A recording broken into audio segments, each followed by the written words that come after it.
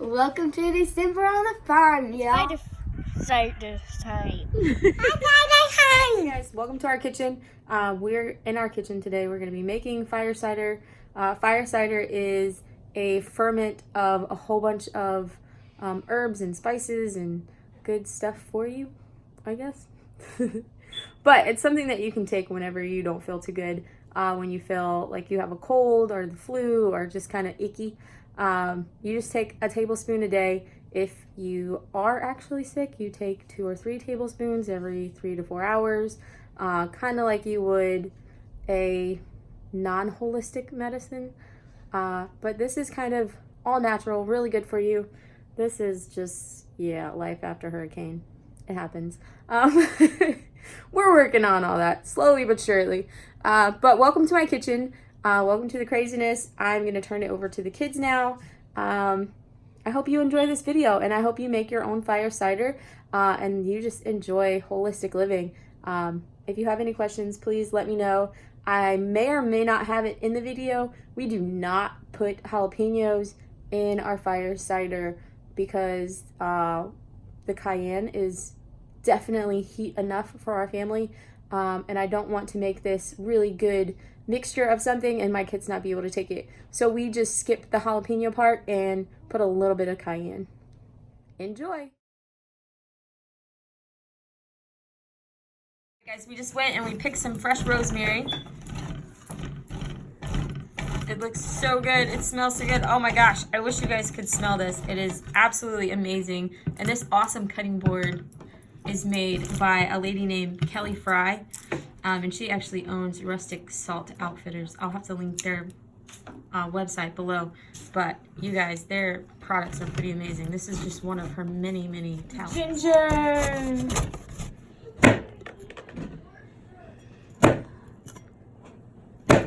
Garlic.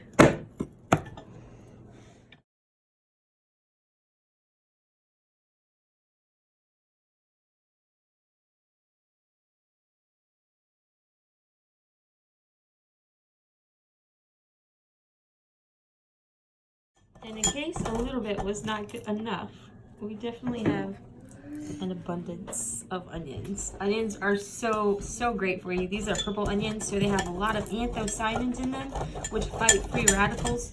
And they have anti-inflammatory, antiviral, anti-cancer benefits. Like, oh, it's amazing. Guys, here's some fresh ground ginger. If you don't have fresh ginger, and you have like the powdered ginger, that also works.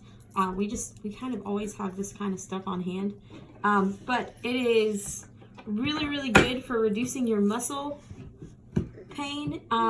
It limits your nausea and it boosts your circulatory health.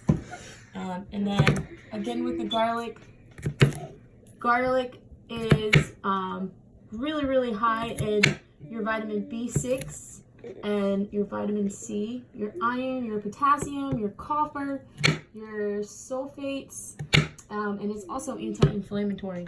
So super great. Damn. And we're gonna end up having a finger in our cider. Yeah. All right, guys. Lemon juice is gonna be for your vitamin C, and it gives you a really good flavor. I don't have a tripod yet, so I'm gonna have to put this down, but I do scoop all that pulp out, and I leave the seeds too because you're gonna end up straining this when you're done. So it'll be all right, but we're gonna have a nice fair share of lemon juice in there today.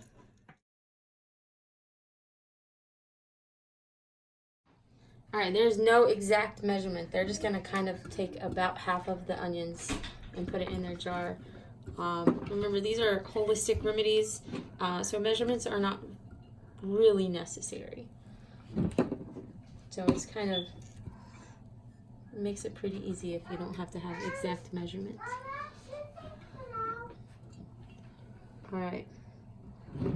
And then next, you guys are gonna do what you want to do next? Ginger. Your ginger. All right, go ahead and get half of the grated ginger, garlic, or more ginger.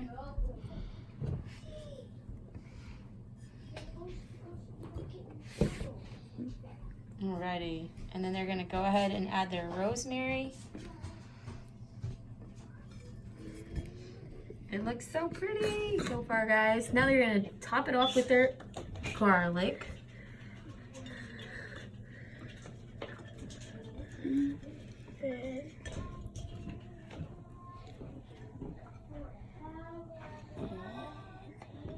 Lemon juice. Alright, now it's cinnamon time. We're gonna do 1 tablespoon a piece per thing. Remember, it's not exact. Cinnamon's antioxidant, anti-inflammatory, but it also fights bacterial and fungal infections. So because of that, I think we put a little bit more than everybody else. But it also tastes really good, so that's also an added bonus. We're gonna add a teaspoon of turmeric. We don't have fresh turmeric, so the organic powder works just fine.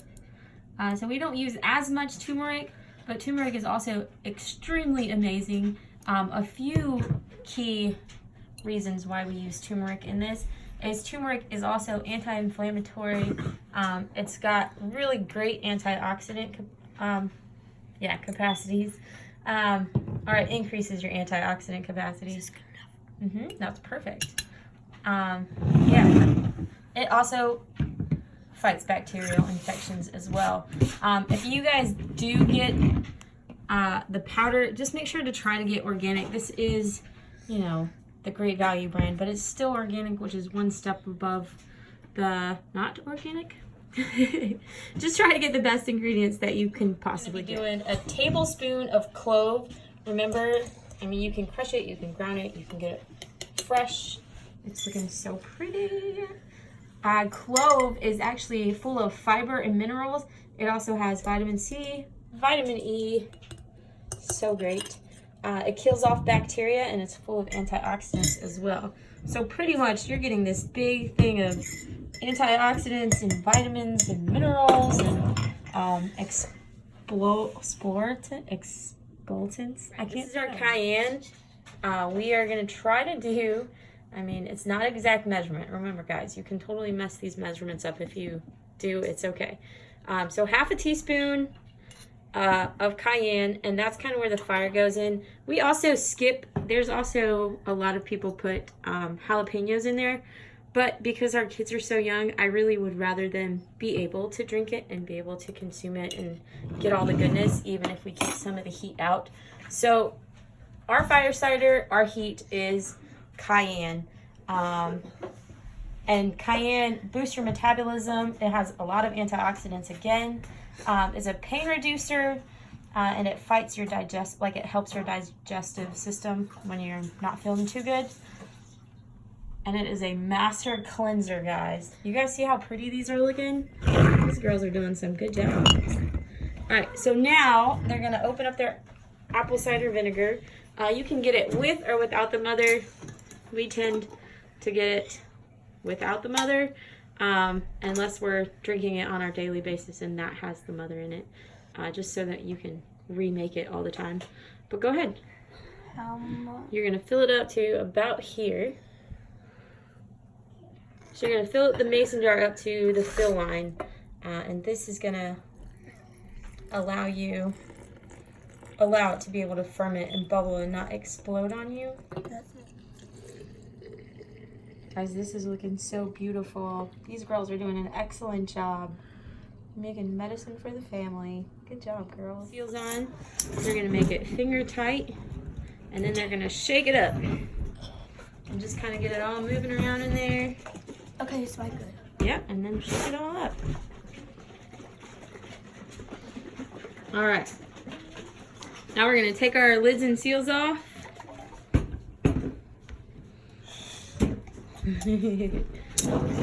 And this is gonna ferment. So what's gonna happen is it's gonna make a lot of bubbles.